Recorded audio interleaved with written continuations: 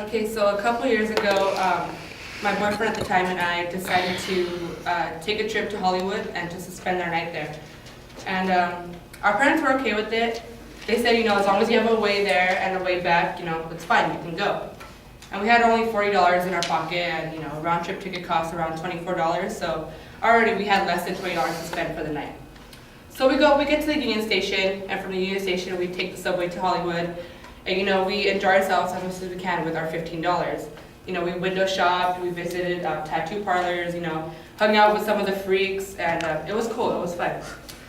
We ate dinner there, and now we're broke. So we decide, it's probably time for us to go home. So we go back to the subway and back to the Union Station, and we arrived 10 minutes too late because the last train left at 11 o'clock.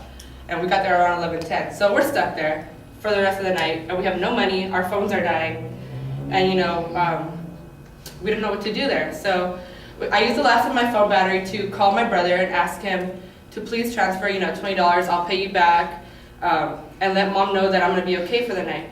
He says, okay, that's fine. So we have about a $5 cushion to get some more food to sustain us for another 5 hours.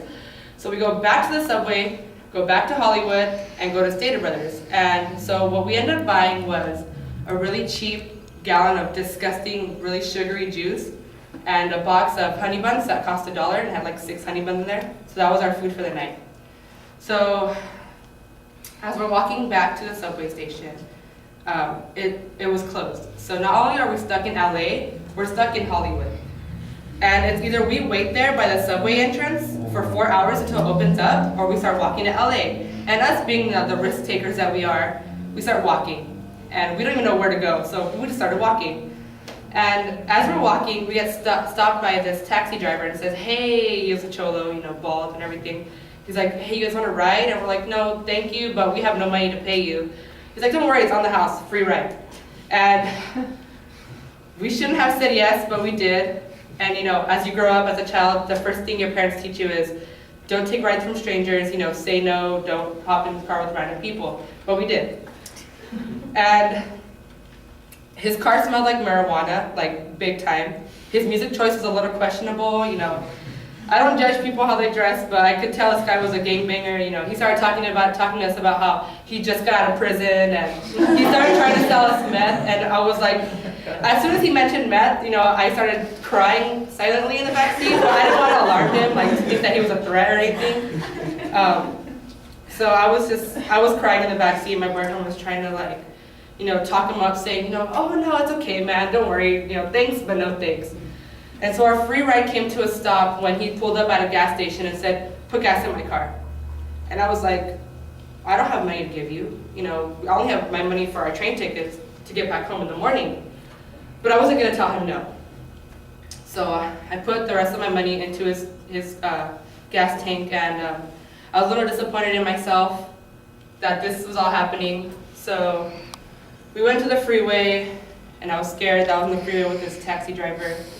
And we got dropped off at the Union Station, and he gave us his number, saying, anytime you need meth, let me know. I said, oh, thank you. Yeah, I'll keep you in mind.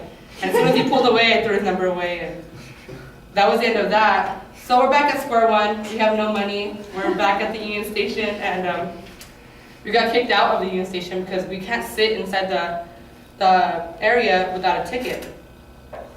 So we decided, we have to get home. We have to find our way home.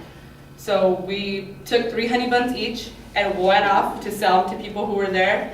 And people bought our honey buns for about $2 each. And we got a lot of handouts of change and such.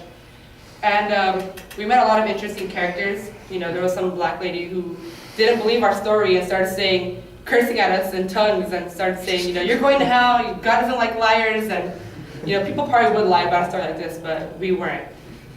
And finally, we made about $15 right at 5:50, and the first train left at 6:10. And so we bought our ticket, we hopped on the first train out, and we knocked out for about a good 30 minutes. And luckily we woke up right before our train stopped.